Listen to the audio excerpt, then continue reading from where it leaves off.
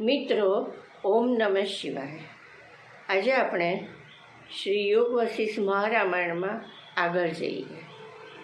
આગળ વિષય છે સર્વમાં ફેરફાર થનારા સ્વભાવનું વર્ણન.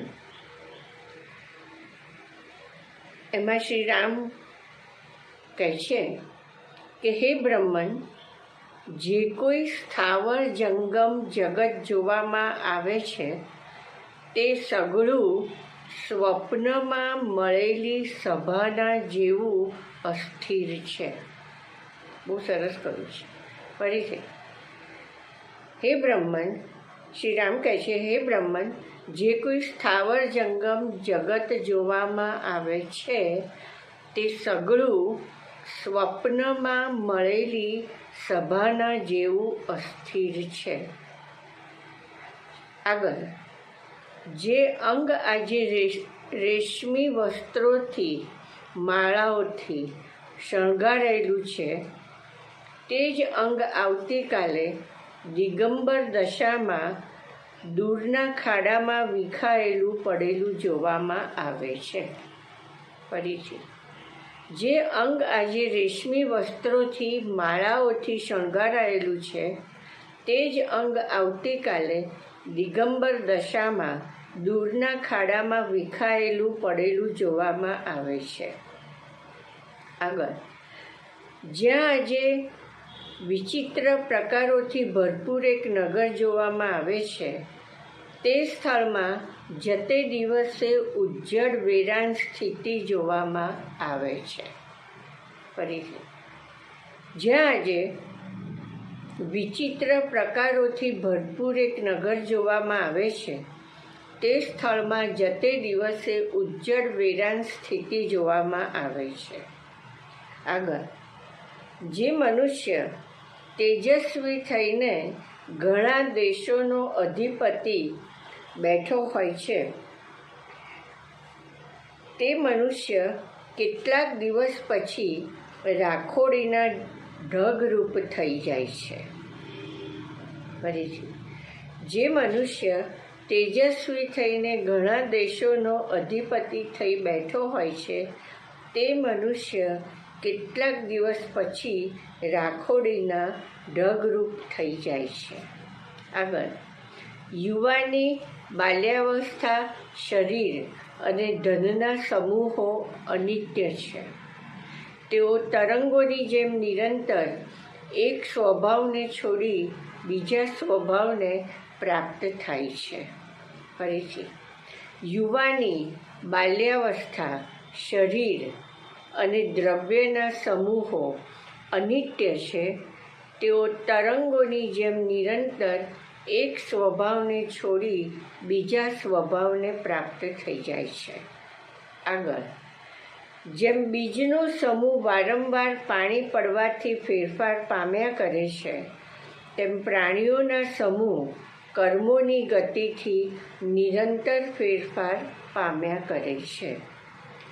જેમ બીજનો સમૂહ વારંવાર પાણી પડવાથી ફેરફાર પામ્યા કરે છે તેમ પ્રાણીઓના સમૂહ કર્મોની ગતિથી નિરંતર ફેરફાર પામ્યા કરે છે.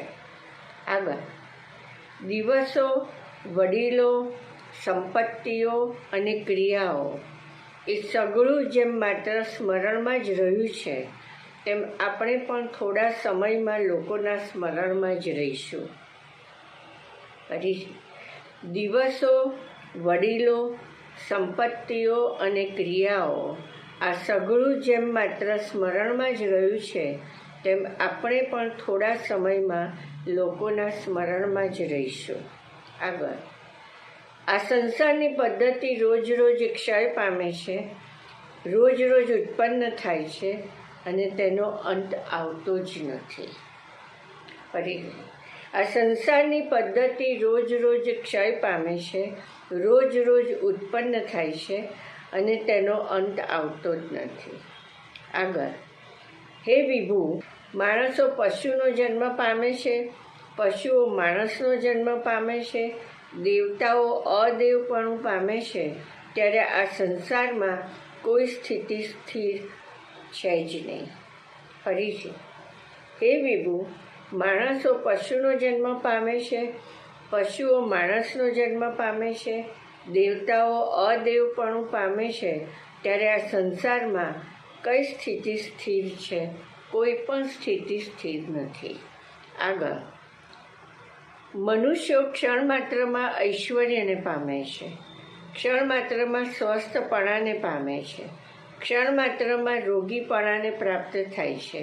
આમ ક્ષણે ક્ષણે સ્થિતિમાં ફેરફાર કરતા આ અનિત્ય જગતરૂપી ભ્રમે કયા બુદ્ધિમાન મનુષ્યને મોહિત કર્યો નથી? ફરીથી, મનુષ્યો ક્ષણ માત્રમાં ઐશ્વર્યને પામે છે, ક્ષણ માત્રમાં સ્વસ્થપણાને પામે છે, ક્ષણ માત્રમાં રોગીપણાને પામે છે. આમ ક્ષણે ક્ષણે સ્થિતિમાં ફેરફાર કાર્ય કરતા આ અનિત્ય જગતરૂપી ભ્રમે કયા બુદ્ધિમાન મનુષ્યને મોહિત કર્યો નથી? આગળ, આ જગતની રચના ક્ષણિક સ્થિતિવાળી તથા ક્ષણિક નાશવાળી છે. ક્ષણે ક્ષણે તે આવજા કર્યા કરે છે. તો પછી કયો ધીર મનુષ્ય આ સંસારમાં ભય ન પામે? ફરીથી, આ જગતની રચના ક્ષણિક સ્થિતિવાળી તથા ક્ષણિક નાશવાળી છે.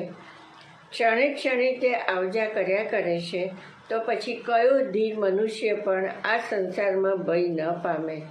આગળ, હે મુનિ, ક્ષણ માત્રમાં વિપત્તિઓ આવે છે, ક્ષણ માત્રમાં જન્મ થાય છે, ક્ષણ માત્રમાં મૃત્યુ થાય છે, ત્યારે કયો પદાર્થ ક્ષણિક નથી? ફરીથી, હે મુનિ, ક્ષણ માત્રમાં વિપત્તિઓ આવે છે, ક્ષણ માત્રમાં જન્મ પ્રાપ્ત થાય છે, ક્ષણ માત્રમાં મૃત્યુ પ્રાપ્ત થાય છે, ત્યારે કયો પદાર્થ ક્ષણિક થયો નથી? આગળ, એક મનુષ્ય પ્રથમ જુદા પ્રકારનો હોય છે, થોડા દિવસ પછી જુદા પ્રકારનો થઈ જાય છે. વળી એક રૂપે રહેનાર સારી રીતે સ્થિરતાવાળો કોઈ જ પદાર્થ આ જગતમાં સંસારમાં છે જ નહીં. ફરીથી, એક મનુષ્ય પ્રથમ જુદા પ્રકારનો હોય છે, થોડા દિવસ પછી જુદા પ્રકારનો થઈ જાય છે. વળી એક રૂપે રહેનાર સારી રીતે સ્થિતિવાળો કોઈ જ પદાર્થ આ જગત આ સંસારમાં નથી. આગળ, કપાસના ખેતરમાં ફૂટી જાય તો વસ્ત્ર રૂપે થઈ જાય છે, અને વસ્ત્ર ફાટીને માટીમાં મળી જાય તો ઘડા રૂપે થઈ જાય છે. માટે આ સંસારમાં જેનો ફેરફાર થતો નથી એવો કોઈ પદાર્થ જોવામાં આવતો નથી. આગળ, વધવું, રૂપાંતર પામવું, ઘટવું, નાશ પામવું અને પુનર્જન્મ થયો, આ 5 વિકારો રાત્રિ દિવસની જેમ પ્રાણીને અનુક્રમે નિરંતર લાગ્યા કરે છે. ફરીથી, વધવું, રૂપાંતર પામવું, ઘટવું, નાશ પામવું અને પુનર્જન્મ થવો, આ 5 વિકારો રાત્રિ દિવસની જેમ પ્રાણીને અનુક્રમે લાગ્યા કરે છે. આગળ, થોડા દિવસ બાલ્યાવસ્થા, પછી યુવાવસ્થા, પછી વૃદ્ધાવસ્થા. આમ દેહમાં પણ એકરૂપપણું નથી, તો બહારની વસ્તુમાં એકરૂપ થવું અને રહેવાનો શું વિશ્વાસ રાખવો? ફરીથી, થોડા દિવસ બાલ્યાવસ્થા, યુવાવસ્થા, વૃદ્ધાવસ્થા. આમ દેહમાં પણ એકરૂપપણું નથી, તો બહારની વસ્તુમાં એકરૂપપણું રહેવાનો શો વિશ્વાસ રાખવો? આગળ, નટની જેમ સર્વ પ્રાણીઓનું મન ક્ષણ માત્રમાં આનંદ પામે છે, ક્ષણ માત્રમાં ખેદ પામે છે અને ક્ષણ માત્રમાં સૌમ્ય થઈ જાય છે.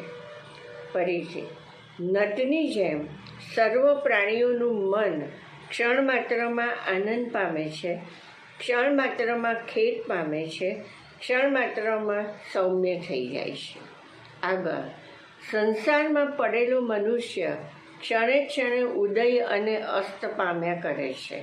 તેની આપત્તિઓ પણ સ્થિર રહેતી નથી અને સંપત્તિઓ પર સ્થિર રહેતી નથી. આગળ, સગળા સમર્થ લોકોને પણ સપાટામાં લઈ લે તેવું આચરણ કરવામાં નિપુણ અને ઘણું કરીને સર્વને વિપત્તિ નાખનાર આ કાળ યથેષ્ટ ક્રીડા કરે છે. ફરી સગળા સમર્થ લોકોને પણ સપાટામાં લઈ લે તેવું આચરણ કરવામાં નિપુણ અને ઘણું કરીને સર્વને વિપત્તિમાં નાખનાર આ કાળ યથેષ્ટ ક્રીડા કરે છે. તો મિત્રો, આ શ્રી રામે પોતાના વિચારો આમાં કહેલા કે આ જગત, આ સંસાર જે છે એ પળે પળ પરિવર્તન પામનારું છે. એમાં એક પણ સ્થિતિ સ્થિર નથી, એક પણ પળ પણ એમાં સ્થિર રહેતી નથી. તો આવા જગત, આવા સંસારમાં આપણે કેવી રીતે વિશ્વાસ રાખી શકાય એમ એમણે કહેલું છે. બરાબર. હવે આવતી વખતે આમાં આપણે આગળ જઈશું. ઓમ નમઃ શિવાય.